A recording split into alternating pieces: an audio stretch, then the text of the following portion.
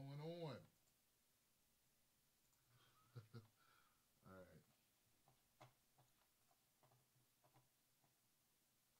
This show has no title. I just put Libya.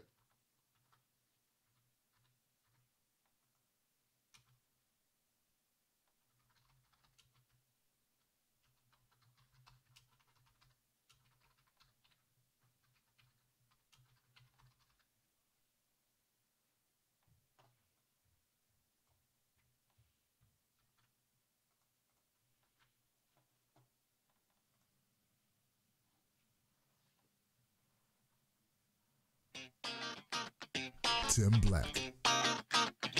Tim Black. Tim Black. Yes, I am.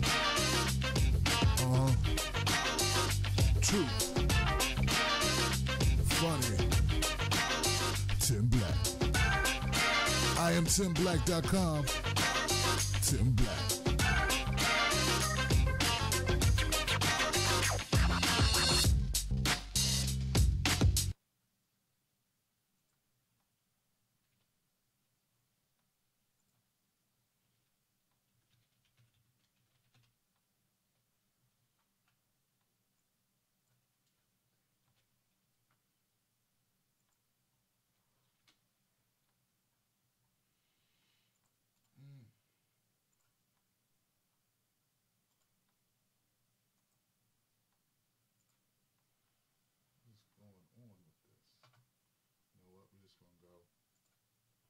We're just going to go. This is ridiculous. I hope this works. Looks like it's working. Hey, what's up, people? How you doing? Having some problems with the phone lines. I wanted to open phone lines tonight. So that's the problem. But we're about to launch, so let's do it.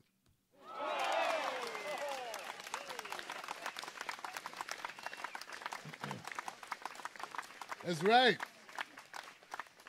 Can we get some love on the deal here? Let's put this phone line, put the phone number up. Let's do that. Let's put the phone number in his house.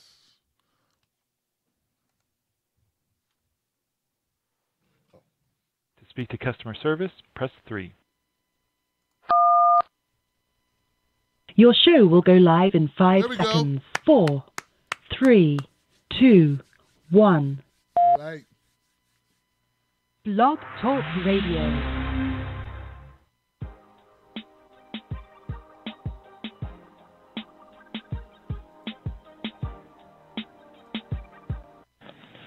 This is the reigning president, Barack Obama. Don't tell anybody. But Bernie Sanders is the guy that has my vote. All right, guys, how y'all doing? Welcome to a delayed edition of the Tim Black at Night Show. I'm glad you guys could all tune into the show. And this is a phone system thing going on. I almost thought it wasn't going to work, but it actually just popped up. So I'm opening phone lines tonight because we need to have a conversation. And frankly, I just need you to pitch in.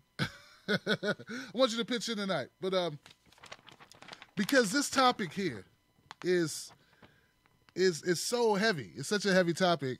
I don't know if I'm going to, yeah, we could do this. We can do this. Can we do this? Let me start off properly by saying what's up to my people on Periscope, my people out there on YouTube, my people out there on Facebook. What's going on, guys? How y'all feeling? How y'all feeling? All right? Very good. Before we really get kicked off, let me let you know this, okay? So there are a lot of causes, a lot of things that a lot of causes, a lot of associations, organizations that do a lot of great work. And sometimes people approach me to, promote things. Well, this idea that someone approached me with kind of took my attention and grabbed my attention because it's a rare idea that is fun and it's applicable to what's going on. So let me cut to the chase. The idea is this. Every time Donald Trump sends a tweet, right, because he tweets a lot, it's like a tick. He's got a tweet. I mean, he's up at like 5 a.m. tweeting. Every time he sends out a tweet, a charity that you already picked, a pre-designated charity that you select out of a list of charities will receive whatever amount of money you want to give them. So it's going to be automatic. And so let's say you set it up. You say, I want to give 5 cents every time Trump tweets to, I don't know, Amnesty International. Okay? It would automatically send that money to them, and it's also tax deductible. So you have a record of how much money you gave, and you'll also be given to a good cause. And it's also fun because it's Donald Trump. So, look, check it out. So here we go. There we go. See that? That's it. That's what it's about. You go to chirpchange.io, and you take a look at it. Let me know what you think. It's giving to a cause that you select. It's not a pre-select cause. You get to choose from a list of causes. And if you have suggestions for other causes, let me know, and I'll pass that information on to the app creator. It's a fun way to get people involved and get people doing stuff to support issues that they care about, and also a fun way not to just complain about Trump's tweets, but to actually make them useful. So whether you like Trump's tweets or you don't, it works. chirpchange.io. All right? All right. I like the idea. The other thing, Saturday, I'm going to be in Richmond, Virginia. So if you guys are anywhere near Richmond, Virginia, or if you're willing to take the drive out, I would strongly encourage it, because I'm going to be in Richmond with my friends Lee Camp and Chris Mohan at Ponies and Pints, and we're going to be doing stand-up comedy. So I'd love for you guys to come out. We'll take selfies. We'll probably go have a beer after the show. Probably have a beer right there at the place after the show, and just hang out and just have a good time, because, well, you know, sometimes the truth is so bad you got to laugh at it. You got to have a good time or you're going to go crazy. So come on out. Go to leecamp.net. That's leecamp.net, and that'll link you to it. And, yeah, it's what we do. It's what we do. Come on out to Richmond, December 2nd, Ponies and Pints.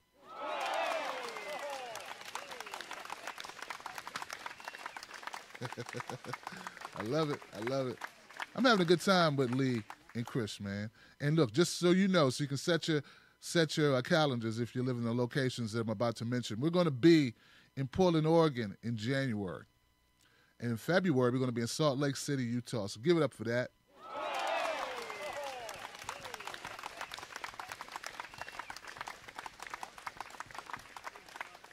All right. So, you know, you hear people talk all the time. They use the term, I'm a slave. I'm a slave. I'm a slave. The job makes me a slave. We're all slaves to the government. We're all slaves to these parties. We're all slaves to the oligarchy. We're all slave. I've been slaving away on this show. I've been slaving. Well, we need to stop saying that, because there are actual slaves, and we had something to do with it. Now, when I say we, I don't mean you and me. No, not you and I. We didn't have something to do with it, right? But our country had something to do with it. And this article I'm about to share with you is going to lay it out for you a little bit. The title of the article is How Obama's Worst Mistake Led to Libyan Slave Trade. How Obama's worst mistake led to the Libyan slave trade. He said it was his worst mistake. It's not the article labeling of that. That's what Obama labeled his worst mistake. Okay, so when CNN broke the story several weeks ago that slavery, not wage slavery, not emotional slavery, not virtual slavery, but actual whips and chains forced labor slavery, was alive and well in the North African nation of Libya, Americans finally started to take notice. Well, sort of. While there has been some reporting on the issue and few statements from government leaders across the world, there has not been a sustained political and social media effort to address the Libyan slave trade akin to the 2014 Bring Back Our Girls campaign.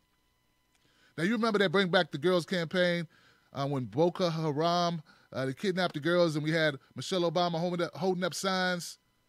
Well, this was going on then. But no one was talking about this. They were talking about bringing the girls home. There was a slave trade going on. But let me continue. This happened Boko Haram, Nigeria, or even the well-intentioned but poorly conceived Kony 2012 campaign. Perhaps because the African slavery issue is stickier, more pervasive, and worst of all, it involves the United States. Okay, so it involves the United States because we took part in a regime change that took place in Libya by the toppling of Gaddafi. This article I'm reading you is from The Root, by the way. I want to give them credit for their article. According to the article, The Root spoke to criminal defense attorneys and asylum expert Yodet Tuwodi, who is also a legal analyst for CNN, Fox, and TV One, about what is really happening in Libya and what responsibility African Americans really have in the current crisis. Yodet, pronounced Yodit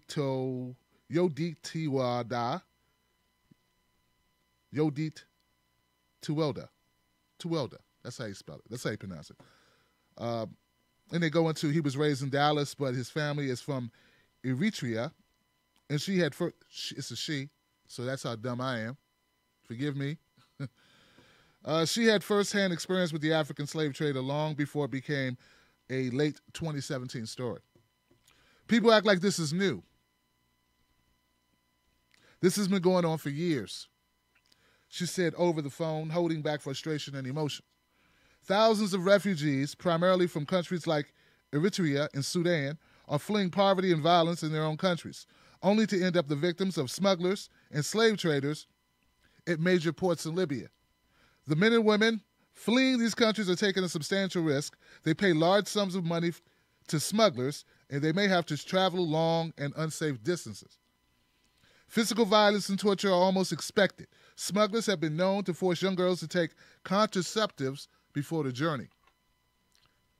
Now, they got to take contraceptives before the journey, not because, they're going to be hanging out with a bunch of cute guys, taking them to the movies or out for a bite to eat, but because they'll most likely be raped and they don't want to have babies while they're on this journey. Not most likely, they will be raped. That's why you got to take the contraceptives, because we know that's going to happen.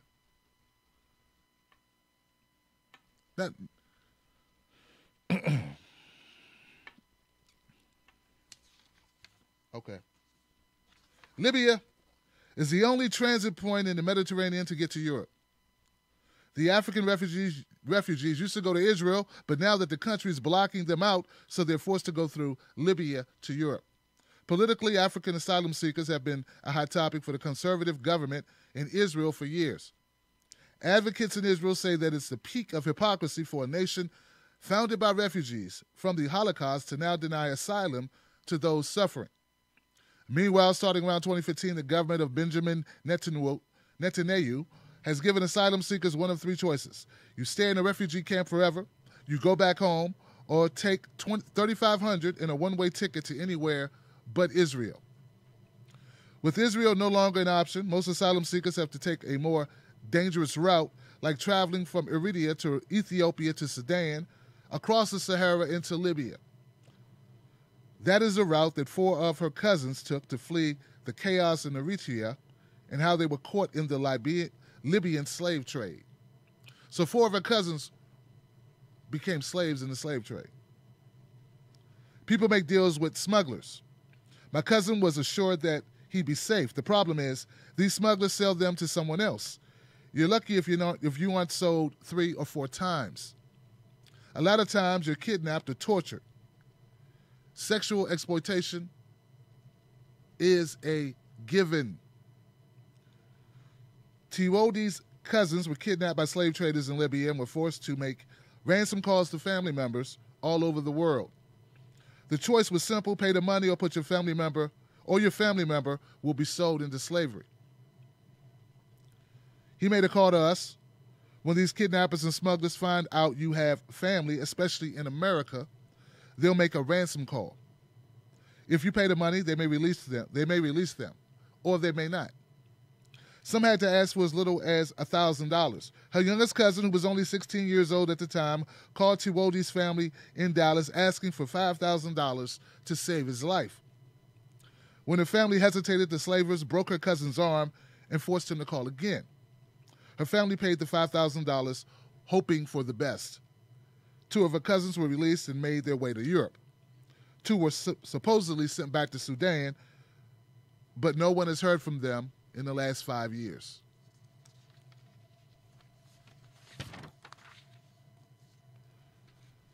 This is the point in the story where most Americans, even African Americans, pause and give a condescending sigh about how bad things are over there.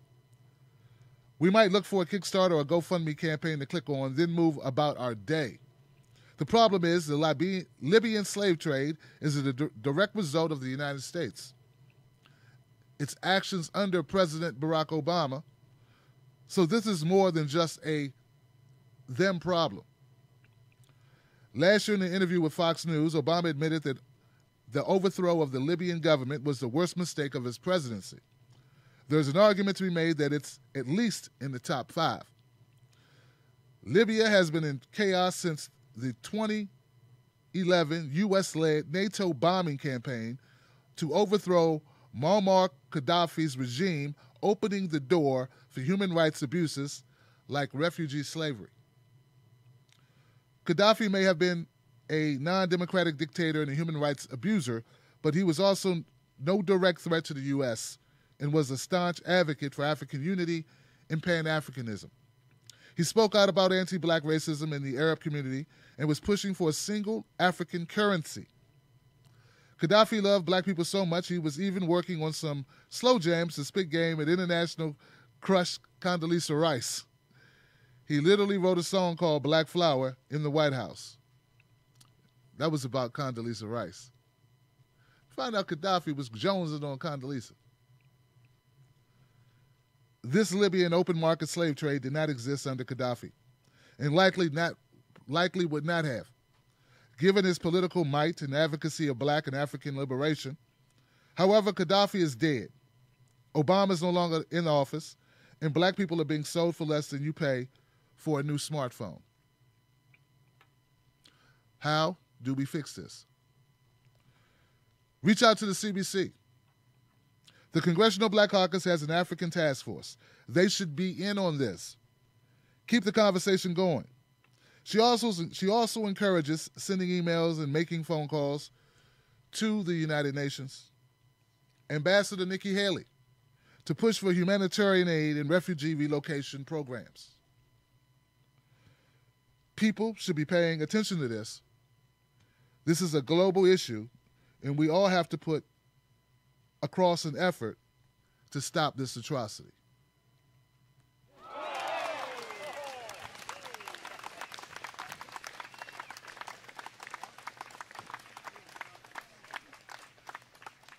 So, I felt an obligation to cover this story, not just because it's horrendous, it's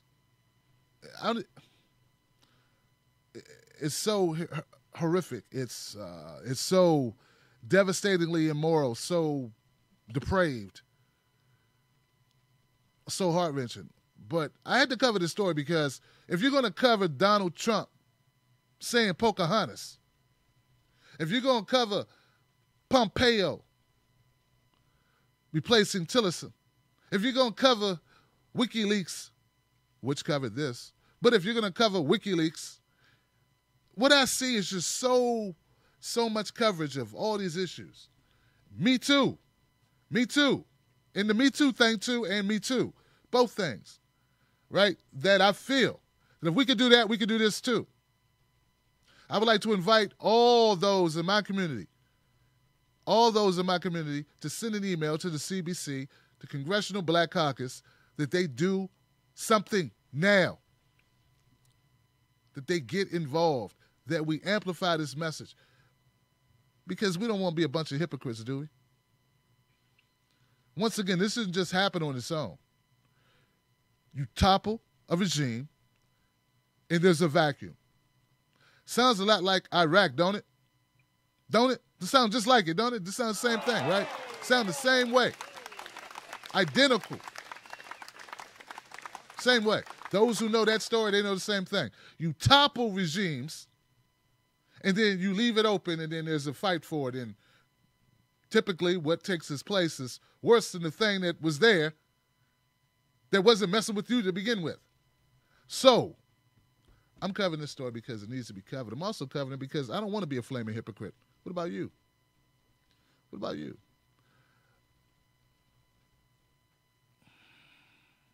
You know, with all the issues that we do cover, all the things we do talk about, I know I got compassionate people out there. I got people that are involved. I got people that care about the direction of this country, the direction of this world. They care about humanity. They call themselves humanitarians. Well, let's not be hypocrites. Let's get involved. I want to challenge everyone, all commentators, to cover this issue. We may not be able to agree on a Trump tweet and the possible impact, but we can all agree that human beings being sold for less than the price of a smartphone is immoral. And the fact that the United States had a hand in it, as did the United Nations, we should be involved in doing something about it. Even if we didn't have a hand in it, we should be involved in doing something about it, right? Every time Paris is bombed, we go with I got people all on Facebook with the change of the avatar. We don't want to be hypocrites, do we? Let's do the right thing. All right.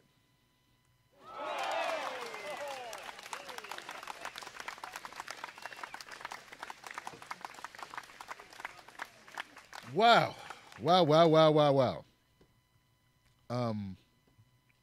I'm going to go to phone calls. I'm pretty much speechless. I really am. 360, you're live on Thursday. What's your name? Where you calling from? Hello, Mr. Black. This is Jimmy T from the Pacific Northwest. All right, sir. What's on your mind tonight, my brother? Well, I would like to begin with your thoughts on this recent revelation of a gentleman that's been posting by the name of QAnon and his particular string of revelations as they've been so looked at by the right side. What do you feel on this? Won't you tell me? I'm not aware of what you're talking about, sir. Won't you tell me your feelings about it? Well, there is a area on the internet known as 4chan where various individuals speak on topics such as these Facebook feeds do, various threads, and individuals that claim knowledge or exactly would speculate on various issues of government systems and what have you in a rather anonymous forum. It brings quite a few very close revelations, and of recent date they've been able to, well, prove out, as it were. Sir, I would suggest that your viewers look into this. Sir, what is the issue? Yeah. What is the issue, and what is your comment? When are we going to get to the DNC server and exactly what Bill Clinton had in his files? What did he trade with Anthony Weiner, and exactly why was he on his way out of the country when Loretta stopped him on the tarmac? Well, there you go. Now I'm with you. Hold on, T. Now I'm with you. You're talking my language now, brother. All right. So there's been some revelations. Is there new evidence? What is this? Let's just say some speculative insider information that can be not proved or disproved. Have a nice day. See you in Portland. Thank you, brother. I love it. Give it up for this caller, man. Give it up for this caller. See, look, this is look, man, sometimes I get impatient, but I knew it was something there, right? If anyone has any information pertaining to what our caller just shared with us, please send that to me because I would like to know more. This is an issue that I'm heavily invested in. And yes, I definitely would talk about it and share that information with my audience. Anyone who would value it, I would love to share it with. My brother. All right. 517, you're live. What's your name? Where you calling from? Hey, Rock. This Hey. is Thomas Ellie from Lansing, Michigan, your longtime listener and caller. My brother, what is going on? What's on your mind today? I've been looking forward to New Year's, man, and I wrote a little something down. I want you to hear my poem real quick. Is that all right? That's cool, man. All right, here it goes. Another year has gone and passed. Still I'm filling up my glass. It's never empty, always full of Jaeger, Red Bull. Drinking coffee in the morning, liquor, weed, and she, I'm absorbing. I've just made the flow so boring. Come on, girl, stop the snoring. Wake up and smell the trees blazing past you, trees on trees, making you feel it in your knees, making you feeling sub-zero's freeze. In your lungs is burning up, smoker's cough, now filling the cup. Playing beer pong, my favorite sport. I never do that snorty snort. That's for the New Year's celebration. Give it up for that. Okay. I love it. My brother. So what inspired you to write that piece, my friend? I was just loving New Year's, man. I admittedly did a little coke, and I was just feeling that fly vibe, and I wrote it down. Well, look, man. Hey, you know how it is, man. This is an open platform, so I appreciate your phone call. Yeah, I appreciate it. Yeah. Thank you, my brother. Give it up for my brother admitting that he does coke on the show. Give it up for my brother. Lord.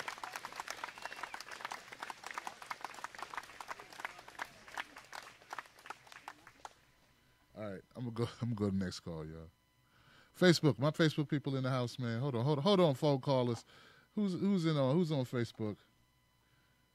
Jeff Bezos. Oh God. Ree Wells says, "We came, we saw, he died. Ha ha ha. Hillary Clinton." Give it up for my man Ree. Like him. The comment.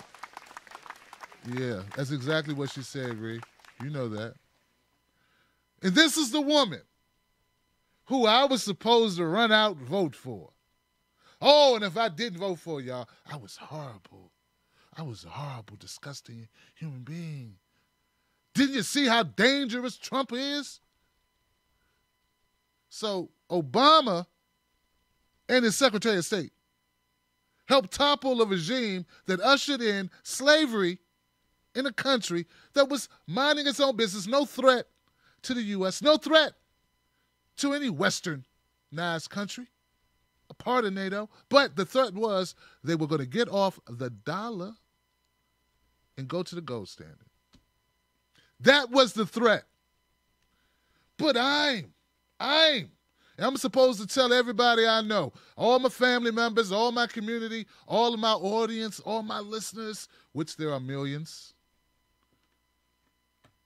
This channel alone has 25 million views. That's not counting Facebook. Facebook be killing it.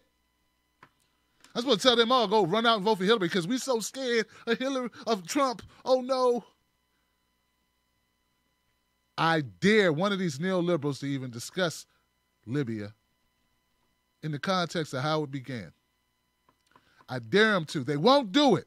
I dare them because if they did that, if they had the guts to do that, maybe I could think differently about them because they didn't know. I mean, I don't think they have a say in what Secretary of Clinton and Obama did. No.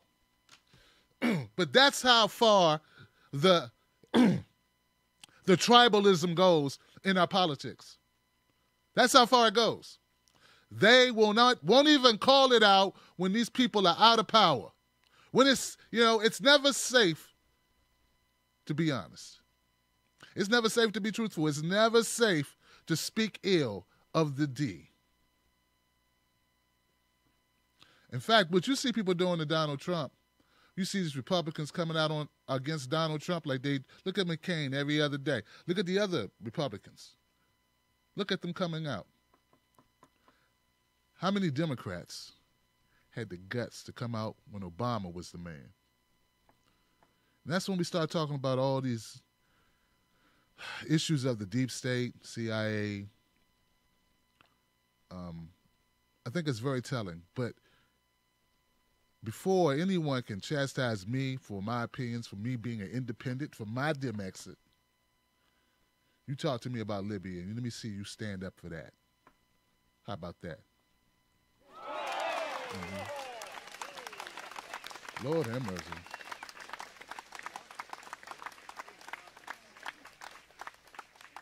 .505, you're live. What's your name? Where you calling from? Hey, Tim Black. Jory from Colorado. What's up, my brother? How you doing tonight? Man, I'm having a really good night tonight. Some of the other caller was talking about earlier about the tarmac meeting that Judicial Watch just got the paperwork released from the FBI tonight. It just happened. They just put it out on Twitter. Wow. So they're going to be releasing that all weekend. Wow. Wow, man. That's like a Christmas come early, ain't it? Yeah, it's that. I mean, that's not even what I called about, but I figured I definitely have to tell you about it because I love your show and I love you. And I just want you to know what's going on. I know. I appreciate it.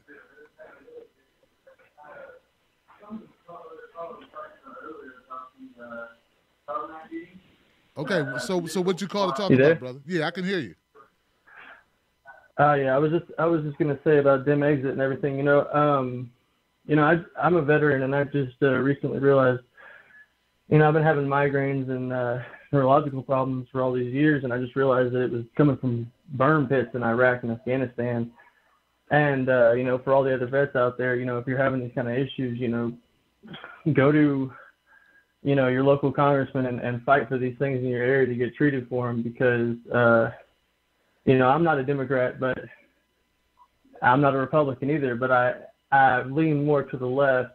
I'm a Bernie Sanders fan, and it kills me that I have to go to Republicans in order to fight for health care down here from the VA, even in Colorado, because Democrats forget everybody. They don't just forget the workers. They don't just forget the unions. They don't just forget people of color. They don't forget, just the people who stay at home, the stay-at-home moms. They forget the veterans. They forget everybody. They don't fight for anybody. And that whole party needs to be dissolved. My brother. Well, my brother, thank you for your service. And I hope that you get the treatment that you need, my brother. Yeah, thank you, man. Thank you for your show. I love the show. You got it, brother. Give it up for this brother, man, right now. Real talk.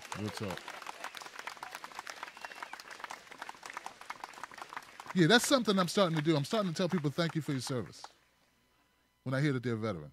And, and the reason why is that this thing is bigger than all of us. It's bigger than all of us. When someone joins the military, their expectation is to be, for life and to support their country. They're not in control no more than you are when you go buy a phone that some child in a sweatshop helped create.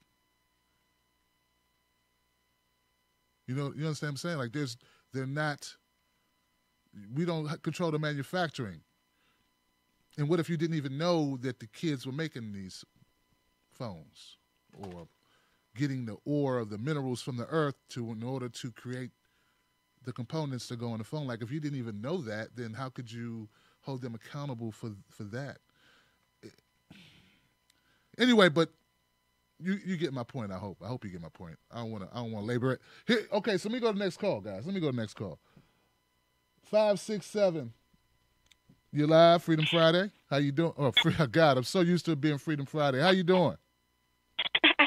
Hello, Tim. Hey. This is Angela in Ohio. Angela, what's up? And I wanted to talk about... Okay. It's hard. It's like the feedback is weird. I'm sorry.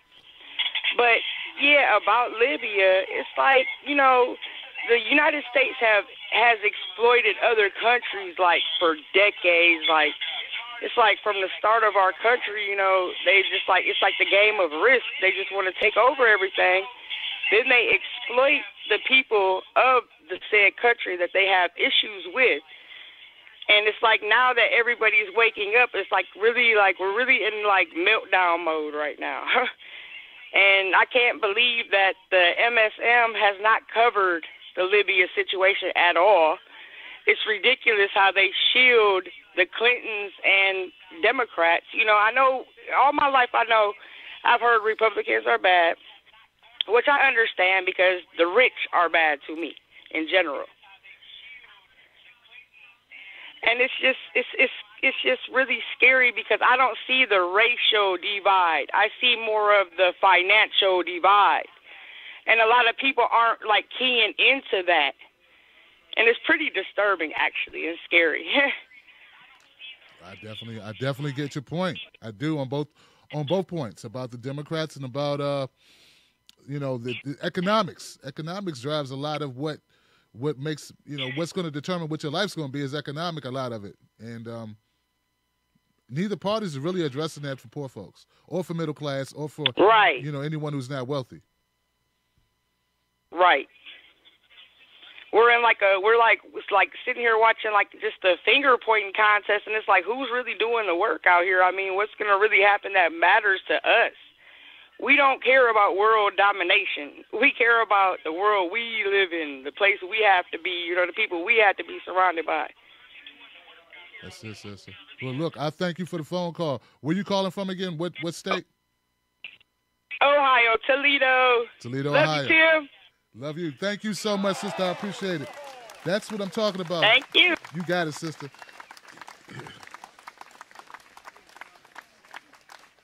Folks, when you call in, please cut down your radio or your laptop or your whatever you're calling in on, sort of feedback, because I want to make sure people hear you real clearly. And just in case you didn't hear exactly what she said, she made a very important point. She said, I heard all my life that the Republicans are bad. But, what are the Democrats? The Democrats, what are they doing? Basically, what are they doing for us? That's a good point. What are they doing? I think people are starting to wake up to it. And the other thing she also brought up was that what's going on in these other parts of the world is so devastating at this point, and we're finding out now. And you're right, I agree with you. We're finding out late in the game on a lot of issues. I know I am, right? I didn't know about this stuff a couple years ago at all, and I became immersed in it. Now I'm talking about it almost every day. But at least we know, right? So we can mobilize, so we can do our part, so we can get involved.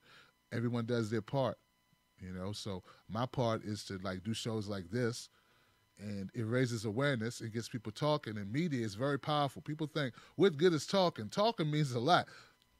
Talking means many, many things. So that's the way I look at it.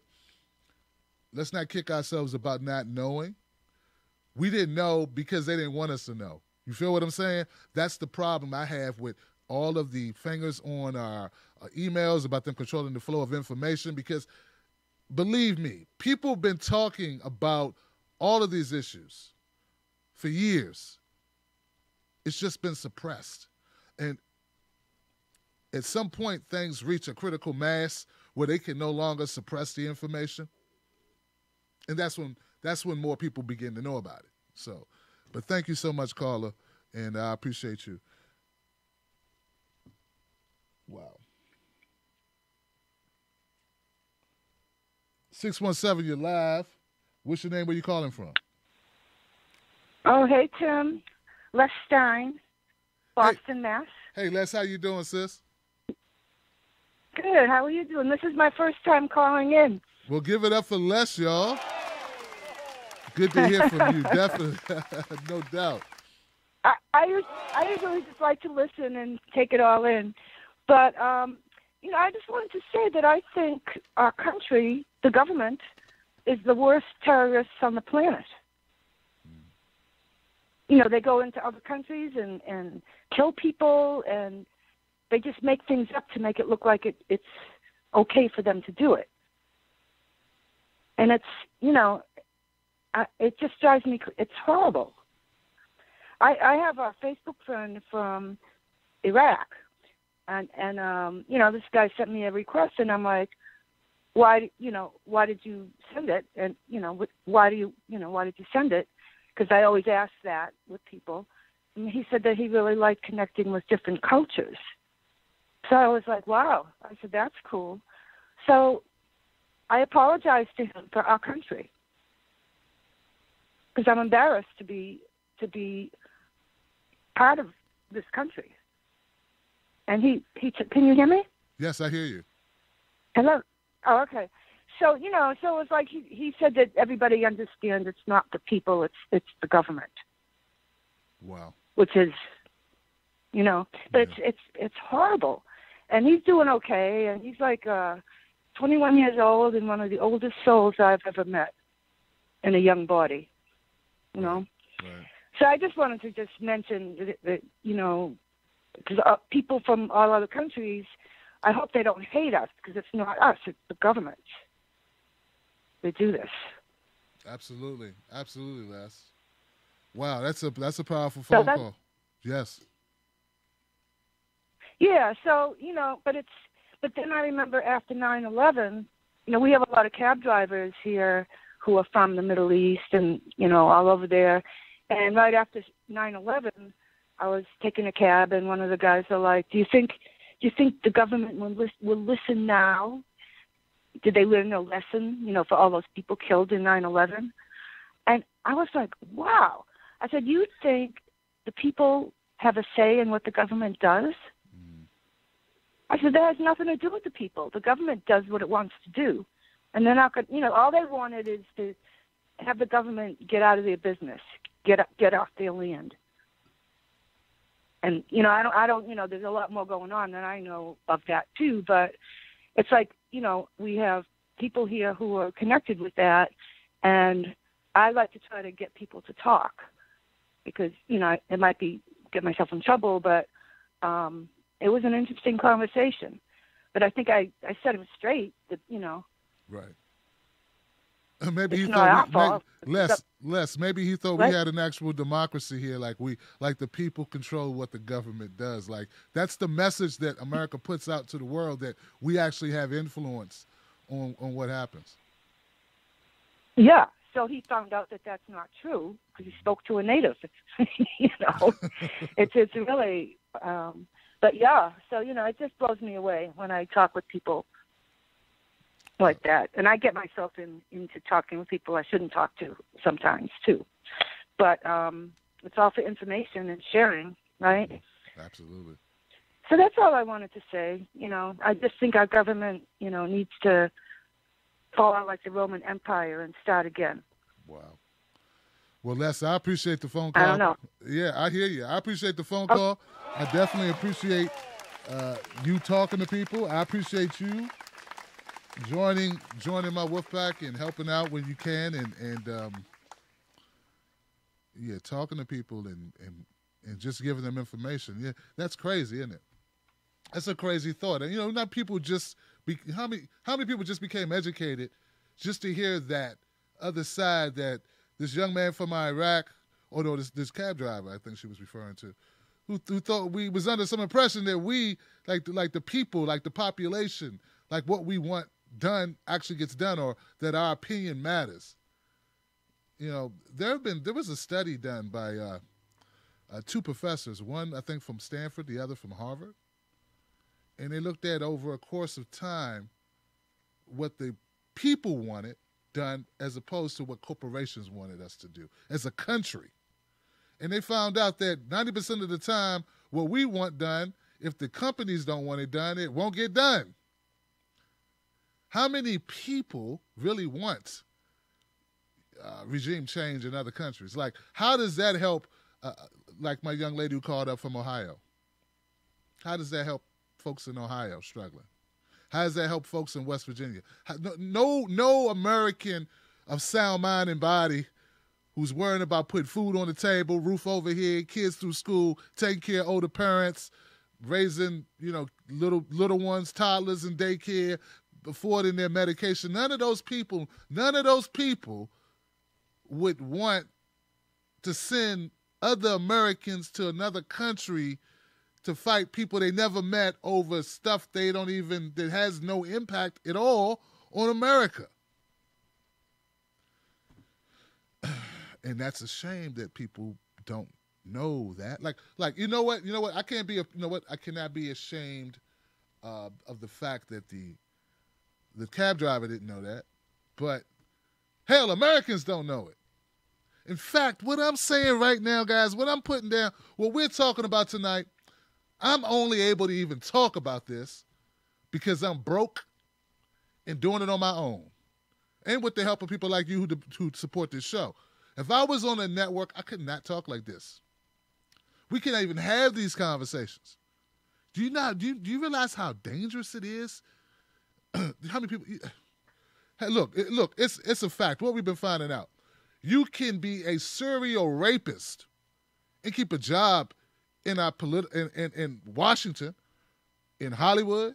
You know those people, that sanctimonious bastards who are always telling us how we should conduct ourselves and treat people. They're the ones molesting women and boys, right? This is what we're finding out. And everyone knew, and everyone's quiet, right? So there are so many things that can't be talked about. So many real issues that never get addressed. And that's the way the system wants it to be. You know what I'm saying? That's my point. So it's because they shut you up. They fire you. They get rid of you. They'll get rid of me talking about these issues with the community. That's you guys. I hope we can build it. Can we build a community, guys? Can we build a community? You know, it's the only form of protection we have is in numbers. Before they'll get rid of somebody who's been serial rapist, that they'll keep paying them. Like they knew Matt Lauer was a scumbag. He got what, $10, $15 million a year? They just kept paying him. They'll shut me down for even having a conversation about the Libyan slave trade. For free. They'll pay him and know he's a serial rapist. You get what I'm saying? I know you get it. I know you got it. You got it 5 minutes ago. I just want to make sure. I tell you, it's like, and I'm just like you, you know, when I came to these realizations, I was just, it's like, wow. And then you make these decisions. You say, like, what's important to me? What really matters? What do I want my life's work to be about? You know? And then you say, well, I want to live indoors. I raise my kids. It's all the same stuff that we all deal with. But let me go to the next call. I can go on and on and on. I don't want to.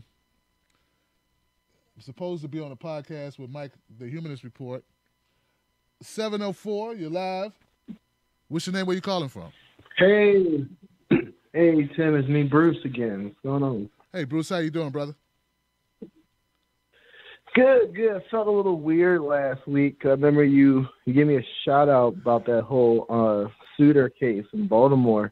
And it was funny because, like, at the end, you were kind of, like, naming everybody. And it was, like, Iron Man Oz, Mystical, and all these awesome, like, name people. And you were, like, Bruce. It was great, but I was like, God, I stuck out like a sore thumb, you know? It was like being in, like, the Justice League and be like, Superman, Batman, Cyborg, Wonder Woman, The Flash, Carl. I gotta come up with a better name or something. I gotta work on that. Right. But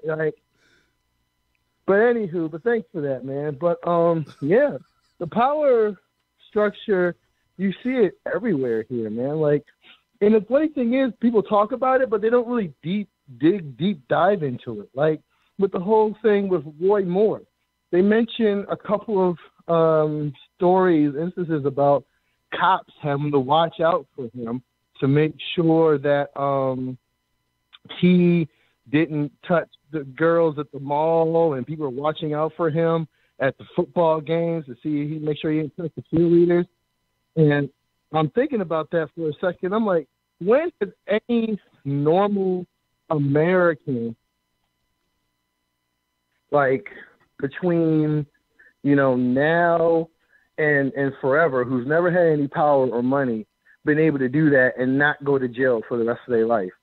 Like, think about that for a second. If you and me, like regular human beings, called up 16-year-old, 15-year-old girls at a school trying to basically hit on them, we would be in jail that day. And like nobody thought about that. Like, why is he not being arrested if everybody knew? And that's the thing. Like, it's a power thing. And another thing with the whole Hillary Clinton, like people consider her this strong, example of feminism and all this shit. And I'm like, this bitch literally went after women that were able to prove her husband basically used the most powerful office in the world to sexually harass women. A couple of them got money from it. The same shit that we talk about, the whole power structure with Harvey Weinstein and Roger Ailes and Bill O'Reilly and shit. This motherfucker was the most powerful person in the world, and he destroyed people's lives because he didn't want to fucking admit to what he did. And then people go like, oh, well, he was impeached. Yeah, but did he actually leave? Like, that's the thing. Like, did he leave before he was supposed to, or did he just leave like any other president right after Bush got elected? Like, you got to think about that. And I saw another instance of them mentioning Trump with Epstein. This was on like an earlier episode of TYT. And I'm like, that's great and all, but at the same time, whenever you try to attack Republicans or attack people on the right about stuff they've done, guess what? There's just as many people on the left. It's power in general. Doesn't matter if you're left, doesn't matter if you're right. At the end of the day, if you have horrible people, they're going to abuse it. Doesn't matter what side they're on. Whether you're, some Republican senator or politician that touch women and using our tax money to pay for your fucking legal fees, or you were on the left and you hung out with Jeffrey Epstein and his Lolita Express. It's all horrible. It's all horrible. And I think we got to look at that as not just being like want to fight for, against the other person, but then try to protect our guy because we feel like they're good people. We got to be equal. And if we don't, we're going to just basically be in this perpetual cycle. I feel like Franken has to go, just like I feel like that Roy Moore guy shouldn't get in. I mean, right now, none of the freaking politicians have yet got kicked out. So nobody seemed to be buzzing. So at the end of the day, nobody seemed to be really, preaching what they're freaking saying here. My brother. Bruce, man, I appreciate it, my friend. Good point. They're firing the people the working stiffs. Now, you know what? I don't want to call them working stiffs. They're firing the people that have jobs, the people that can be fired, right? People in the private sector. Those people getting fired like hotcakes. Right? They're throwing them out, okay? But the politicians, have any of them stepped down? A single one. I heard that, John Conyers, he stepped down from a position, and now he's not going to seek re-election. So that's what he's going to do. But what about Franken? Good question. I don't know. Good question. Sometimes I think about the way that some Democrats will call out the right, but then defend the left. And I now have seen it up and close and personal, how the human mind works. Because you would say, who would defend someone who would take advantage of their position and intimidate people for sex or sexual favors in it? Who would defend that? What decent human being would do that? Well, a person who likes them. Someone who likes him will do it all day. Oh, no, he couldn't do that. He's not that kind of guy. Like, how do you know what kind of person he is? Like, really? How do you really know what someone's capable of? Do you know them? I mean, I can see we have mothers whose sons have slaughtered people and did not know their sons were capable of that. And they go, I had no way to know. And they don't know, and they raised them, and they lived in the same home with them. We have wives whose husbands have gone out, shot 10 people, came back home. Cops came and got them, and they were like, I had no idea. My husband, I can't believe he did that. Right? But for some reason, these people who have never even met these people, the person who's been accused of something, will fight tooth and nail and say, no, it couldn't have been. No, couldn't have been. I seen him on the video one time, or I saw him in the mall once. He seemed like a really nice guy. Or I hung out with him one time, and he seemed, no, that can't be true, no. And I'm like, really? Really? Really? Are we that stupid? No, we're not that stupid. It's a problem. It's a psychosis. It's something. It is something. All right, guys. Now, you know Friday, Freedom Friday, that's tomorrow. That's what people really call in. Do this, man. Do this. I'm going to go to a hangout with the Humanist Report and Rob Lacone.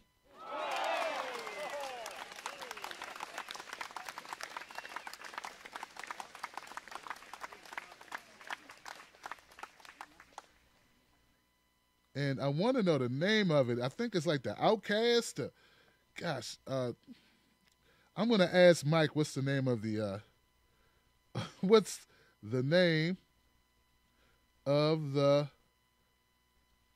podcast? I hate autocorrect because instead of but anyway, so I'm going to do that because I made this commitment. I'm definitely going to stick to it. So we're going to be talking for about an hour on this podcast. This is a live podcast. It's a Google Hangout. If they do, I don't know if they stream it live, so I have to find out. But I tell you guys, look, if you're in the Richmond area, come on out. Come on out and see Lee Camp, and Chris Mohan. Come see us.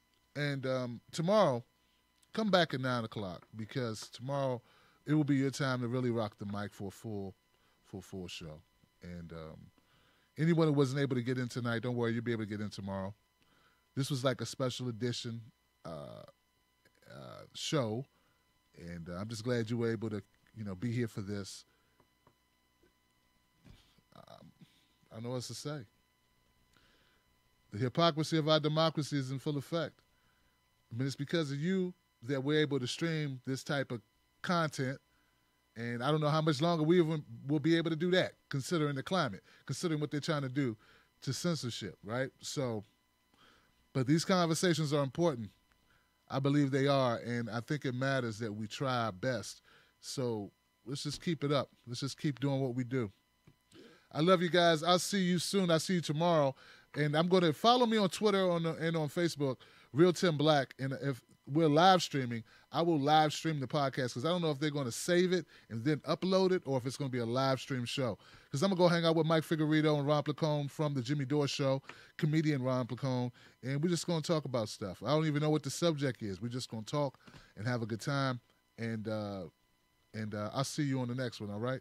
Shout out to my people on Facebook, Periscope. My people on Blog Talk Radio will pick this up on iTunes. Yes, there's an iTunes version of this. If you go to iTunes, put in the Tim Black Show, it'll come up, and leave a 5-star rating if you can. And if you haven't rated me on Facebook, please rate me on Facebook. I appreciate it. Let people know about the show. Share it with your friends. We try to keep it real, speak truth to power, and try to educate people, inform them in an entertaining way when possible. But when there's no entertaining value there be found, like tonight, you can't pretty this up. You can't laugh this up. There's nothing funny. There's nothing. I got nothing. We're talking about human beings being sold for less than a pair of Jordans. What can I say to that? What can be said? And our government has something to do with that. All right. Tim Black. Tim Black. Tim Black.